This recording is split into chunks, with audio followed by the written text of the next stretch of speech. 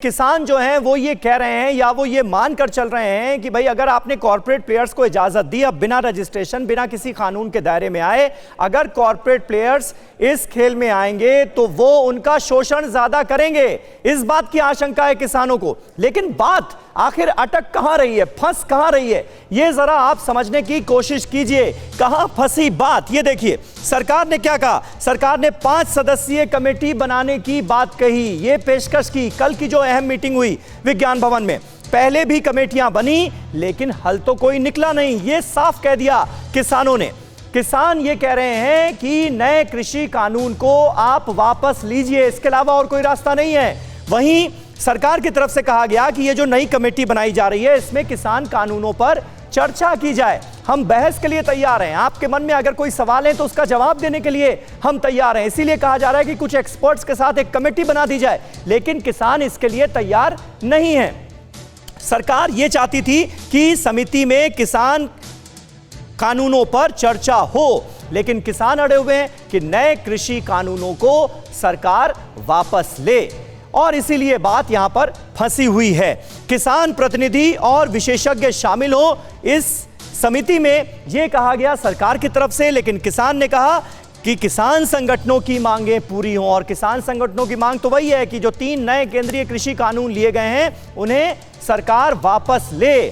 सरकार की तरफ से कहा गया है कि नए बिल में दिक्कत क्या है, परेशानी क्या है, ये आप बताइए, हम आपके सवाल का जवाब देने के लिए तैयार हैं। किसान कह रहा है कि एमएसपी को लिखित कानूनी बनाया जाए, यानी एमएसपी अगर एपीएमसी मंडियों में फसल लेकर पहुंचता है किसान अपनी, तो एमएसपी तो लागू होता है, लेकिन प्राइवेट प्लेयर्स के पास जाए तो भी एमएसपी सिस्टम लागू हो, यह कहना है किसानों का। और किसान ने कह दिया है कि जब तक हल नहीं आंदोलन जारी रहेगा, और आंदोलन तो लगातार जारी है।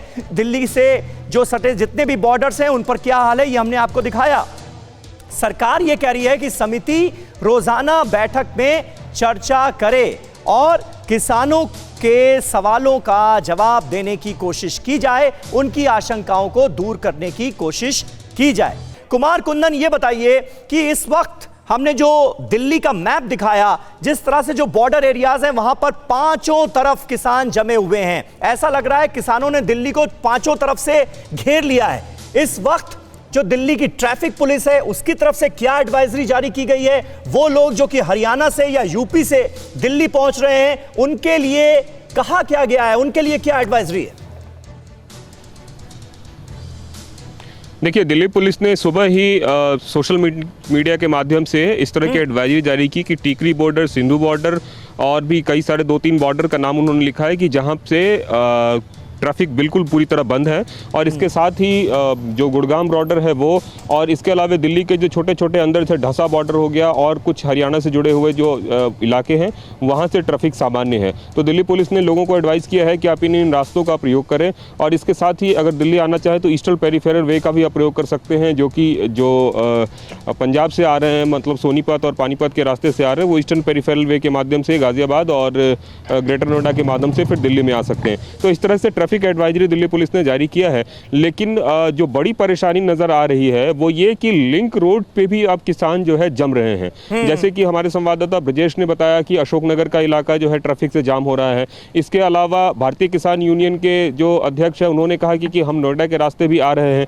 कल शाम से ही नोएडा के आसपास की तस्वीर जो है ट्रैफिक के मामले में बहुत ही खराब दिखने लगी, जब बहुत ज्यादा ट्रैफिक होने लगा। आज भी जो काम काज का दिन है, आज भी यही स्थिति दिख रही है। तो अगर किसान आंदोलन फैलता है और भी ज्यादा आगे उग्र होता है तो उसका असर दिल्ली के जो दूसरे इलाके हैं जो कि पंजाब और हरियाणा से नहीं सटे हुए हैं उनमें भी देखने को मिलेगा, जब तब परेशानी और ज्यादा बढ़ेगी। मेरा कहने का मतलब सिर्फ नोएडा है, क्योंकि नोएडा का ऐसा इलाका है जो भी पूरी तरह से खुला हुआ है। आंशिक रूप से कुछ जगहों पे परेशानी हो रही है, लेकिन अगर इस इलाके में भी परेशानी शुरू हो गई, खास करके आगरा, एटा, मैनपुरी से अगर किसान आने लगे तो सरकार के लिए बड़ी परेशानी होगी। परवाह देश की, सोमवार से शुक्रवार रात 10 बजे TV9 भारतवर्ष पर।